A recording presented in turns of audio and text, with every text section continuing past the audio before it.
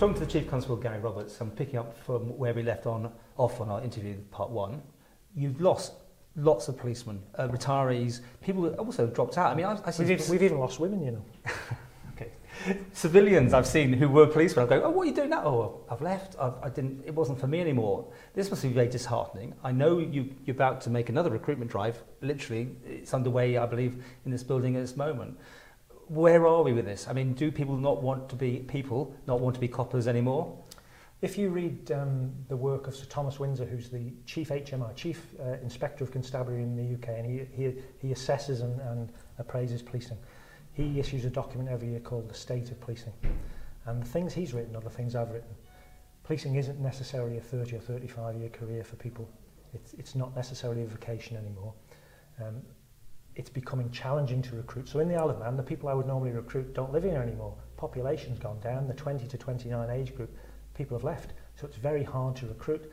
And I'm paying the price for a big stepped increase in the size of the constabulary through the 80s into the 90s. But they're leaving, right? And they're leaving. They're every retiring. 5 minutes you're going to a party almost. It seems Yeah, like. but that's the nature. You knew that was going to happen, though. Well, I knew that was going to happen, but also the reduction in the size of the force has added strain, and it's added strain to individuals. And so some people struggle, and they will go on to different things. Are you under-resourced? I have the resources that the government can afford to give me. No, but are you under-resourced? Not what the government's giving you. Are you under-resourced? I would happily take more resources, but I'm absolutely mindful of the fact that if I went to my counterparts in the health service, those people are desperately struggling with resourcing. The whole of the public services, we have a low tax base, but we expect world-class services. And what about the pay? I mean, are you limited still under what you can get? Police officers' pay and conditions since 1948 have been reciprocal with England and Wales. So the cuts and the 1% and that sort of thing? Police officers have had a pay cut because they've had the 1% increase, they had a pay freeze for 2 years, 1% increase for 4 years after that. But actually their pension contributions have gone up as well. Right. So that means police officers... So what's morale like? Or am I asking the wrong person? Would you know that? You're asking the wrong person. I mean, in any job... Veteran people sign on the door, though. If you ask the person at the top in any job, they'll say what they think they know. That's good answer in that sense, but... Last week, I sat in a room and made a cup of tea for 5 transferee detectives. So these are people coming from inner city forces. They've been here a few months, and I sat with them just to catch up with them. And... they said some really interesting things to me about context. They said, people here don't realise how safe they are. They don't realise how privileged they are to live here and bring their families up here. And even people in the police service here don't realise how good this police force is. It's the best they've seen. And there was no bullshit from them. These were people who are really experienced detectives who've been around, and there was nothing to gain from telling me stuff like that. That's what they believed.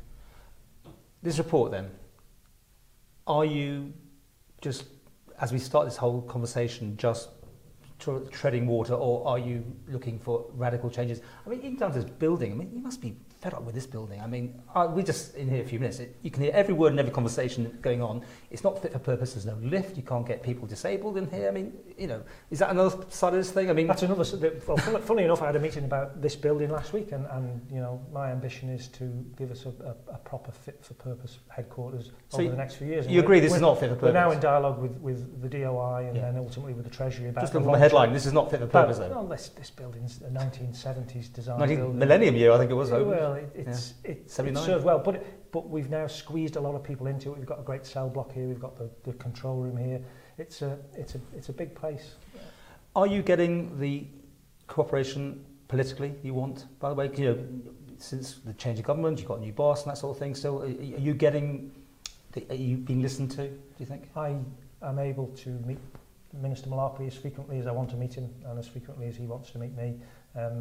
Not quite well. So, I mean, you know, do you feel you're being listened to? I feel that people are interested in the police. Be careful with your words on this. I feel particularly that new members are interested in what we do. So when the new members came in, I gave a presentation to them. They all turned up. We had a really good exchange, and what's great is that we have politicians who read things. So the 30,000 words I put out, I know that the people in Tynwald will read them. You know, I've already had comment from members of Tynwald who've come to me to ask about certain aspects of the report.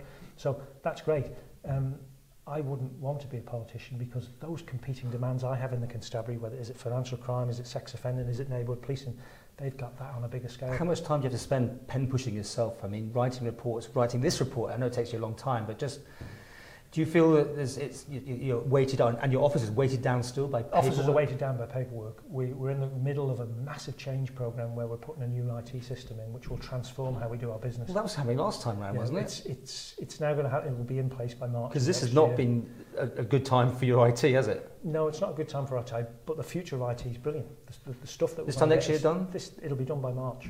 Okay. And so that will transform what we do, and it will make officers' lives easier, and it will allow them to spend more time outside than inside. It will reduce the paperwork, but it will only reduce the paperwork if the speed we move at is matched by the speed the court system and the Attorney General's chambers move at.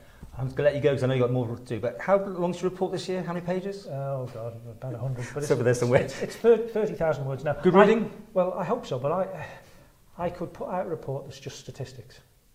I could do what I do, but I always ask the Minister what he wants. So the Minister wants a report that's like this. Oh, do they, I think I've asked you before, but do they go through it and highlight stuff that they'd like you to remove, or indicate that's not necessarily the best? I send a draft to the Minister, and the Minister reads the draft, and then we have a discussion. It's my report, so what's in it is mine. The Minister can make comment, and occasionally, not just this Minister, but other Ministers will say, not sure about the wording of that, and if I think it appropriate, I'll change it, but it's very rare that I do.